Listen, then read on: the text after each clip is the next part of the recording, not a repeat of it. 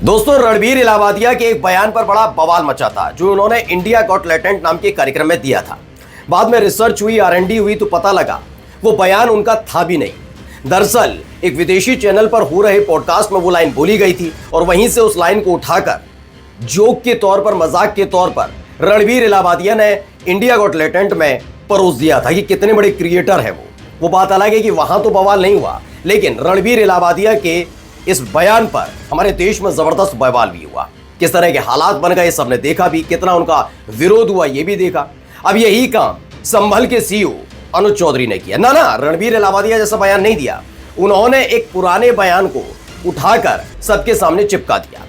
एक ऐसा बयान जिसने अब बड़ा बखेड़ा खड़ा कर दिया है। CEO अनुज चौधरी के ऊपर कार्रवाई की मांग की जा रही है, तमाम चीजें हो रही हैं, लेकिन कोई ये जानने की कोशिश नहीं कर रहा है कि अचानक से अनुज चौधरी के दिमाग में ये बयान आया कैसे उन्होंने जुमा से होली की तुलना कर दी, आखिर किसने ये पहली बार बयान दिया था, ये तमाम चीजें आज वही मैं आपको दिखाने जा रहा हूं कि अनुज चौधरी की जो तारीफ के पुल बांधे जा रहे हैं वो दरअसल CEO अनुज चौधरी का खुद का भी बयान नहीं है।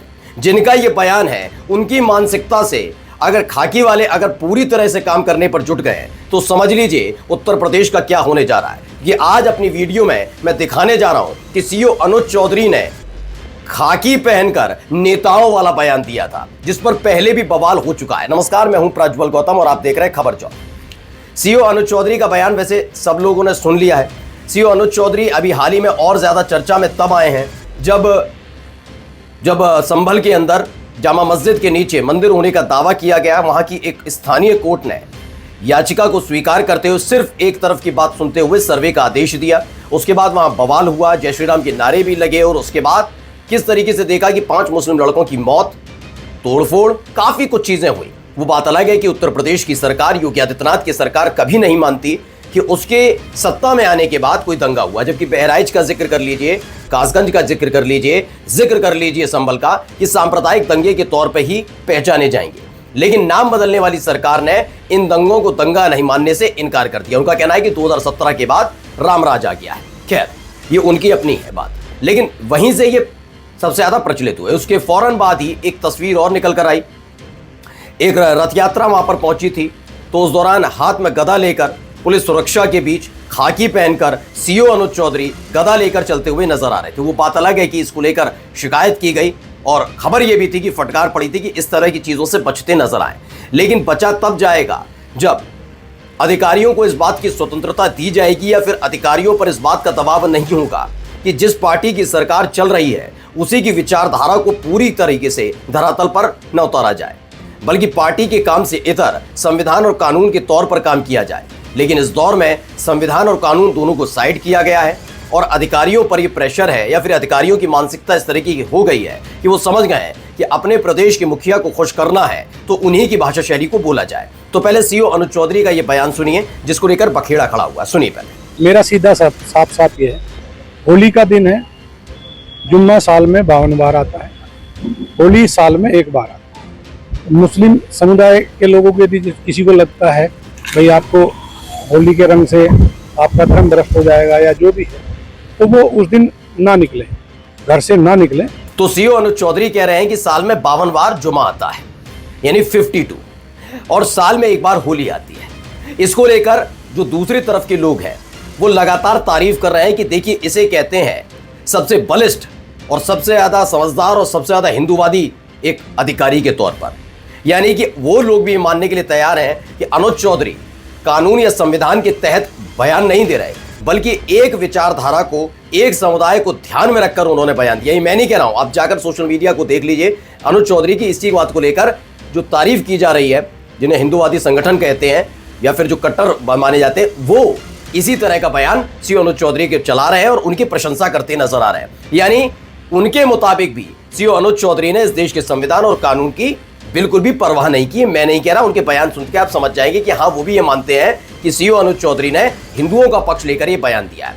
अब जरा पहले मैं इस बयान के बारे में बता दूं जो पहले भी कह चुका हूं कि 52 बार अगर जुमा आता है तो यकीन मानिए कि मंगलवार पे व्रत रखा जाता है, सोमवार को भी व्रत रखा जाता है, शुक्रवार को भी हमारे व्रत रखते हैं, उतनी तादाद में नहीं, लेकिन शनिवार को भी माना है। 3 दिन हमारे यहाँ हफ्ते में माने जाते हैं, वो भी 52 बार आते हैं। और इस दिन अगर ईद पड़ती है तो क्या इस तरह की व्यवस्था अनुज चौधरी की तरफ से की जाएगी, सीओ की तरफ से की जाएगी, जो ज्ञान बखार रहे थे। खैर, इन सब के बीच है क्या, अनुज चौधरी के इस बयान के से पहले भी इस तरह का बयान दिया, वो किन्होंने दिया है, किसने दिया है, पहले इनको सुन लीजिए। होली का पर्व साल में एक बार आता है। होली का पर्व मनाया जाए, कैसे मनाया जाए? लोग कहते थे, लोगों ने कहा साहब जुमा भी है उस दिन। हमने कहा जुमा भी पड़ेगा, होली भी होगा। जब वीडियो कॉन्फ्रेंसिंग होने लग गई, मैंने पूछा भी क्या तैयारी है? सुनते जाइए हम अभी लोग आप। प्रयास करेंगे 11 बजे तक होली संपन्न कर दी जाए। हमने कहा साल में एक बार होली पड़ेगी और 11 बजे संपन्न हो जाएगी। साल में 52 बार जुमा पड़ता है तो 2 घंटे का कार्यकाल उसी का आगे बढ़ जाएगा, कोई आवश्यकता नहीं। तो ये बयान योगी आदित्यनाथ ने तकरीबन 7 साल पहले दिया था।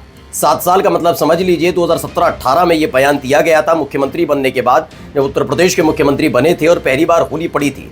और यकीन मानकर चलिए, उस समय जिस दिन होली खेली जाती है उस दिन शुक्रवार था, और शुक्रवार को लेकर ही इस बात को लेकर था कि उस दिन जुमा भी पड़ता है। और ये क्योंकि उसके बाद की कई तस्वीरें अब बाद में आती रहीं सामने कि किस तरह से रास्ते से निकल रहे मुस्लिम युवकों के साथ साथ महिलाओं के साथ भी कई तरह की बदसलूकी की तस्वीरें आई। मैं फिर कहता हूं कि कट्टरवाद की अगर जिस तरह का जिक्र करते हैं, जिस तरह की समुदाय को निशाना बनाने वाली बात है, वो सिर्फ हिंदुओं में नहीं है, वो मुसलमानों में भी रही है, वो हिंदुओं में भी रही है। हर तबका, एक तबका ऐसा होता है जो इसी तरह के विवादों के लिए जाना जाता है। तो खैर, 2017-18 के भी का ये बयान माना जा रहा है 7 साल पहले। अब इस बयान को और अनुज चौधरी के बयान को, दोनों बयानों को एक बार मैं चलाकर दिखा रहा हूं और अंतर बताइएगा इन दोनों बयानों में कितने अंतर है। फिर सुनिए, दोनों को सुनिए।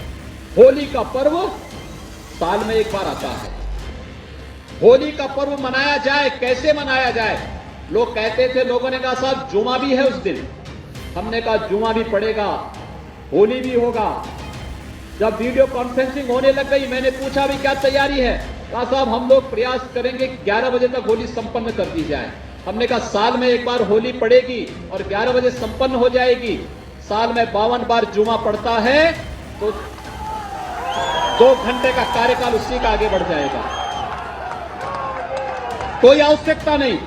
मेरा सीधा साफ साफ ये है, होली का दिन है, जुम्मा साल में 52 बार आता है, होली साल में एक बार आता है। मुस्लिम समुदाय के लोगों के यदि किसी को लगता है भाई आपको होली के रंग से आपका धर्म भ्रष्ट हो जाएगा या जो भी है, तो वो उस दिन ना निकले, घर से ना निकले। तो दोनों मैंने इसीलिए बयान एक एक बारी बारी सुनवाए। तो अनुज चौधरी अगर बोल रहे थे तो वो बिल्कुल योगी आदित्यनाथ की भाषा शैली बोल रहे थे। अब आप कहेंगे कि अगर उत्तर प्रदेश के मुख्यमंत्री ने बोला और यही बात अगर एक सीओ ने कह दी तो गलत क्या है? तो जरा मैं समझा देता हूं क्या इसमें अंतर होता है। दरअसल मुख्यमंत्री योगी आदित्यनाथ एक राजनेता है।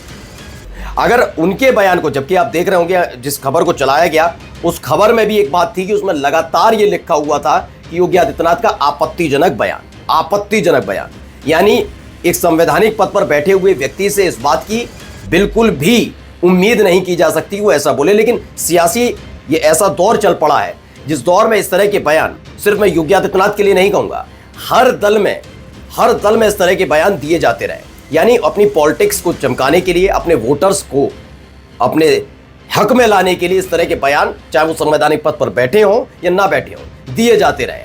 लेकिन जहां बात आती है अधिकारियों की, वहां अधिकारियों को थोड़ा सोच समझकर बयान देना होता है। योगी आदित्यनाथ के साथ एक प्लस पॉइंट यह है कि वो हिंदुत्व की राजनीति करते हैं, ये किसी से छिपा नहीं है। जैसे असदुद्दीन ओवैसी किस तरह की राजनीति करते हैं हर कोई जानता है, ऐसे ही योगी आदित्यनाथ हिंदुत्व की राजनीति करते हैं और उनसे इस बात की अपेक्षा कोई कर भी नहीं सकता कि वो कोई और दूसरा पलटकर बयान देते हुए नजर आए, पहली चीज।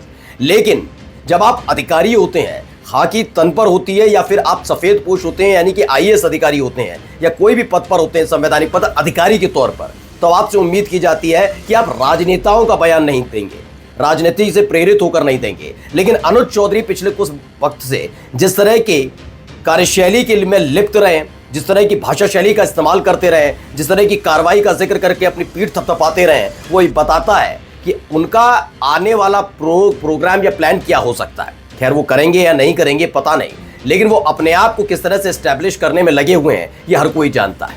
अब उसी ने बखेड़ा खड़ा कर दिया है। मैंने कहा ना, एक तरफ रणबीर इलाहाबादिया जिन्होंने दिया हुआ बयान चिपकाया था, बेचारे फंस गए, एक तरफ सीओ साहब। नमस्कार।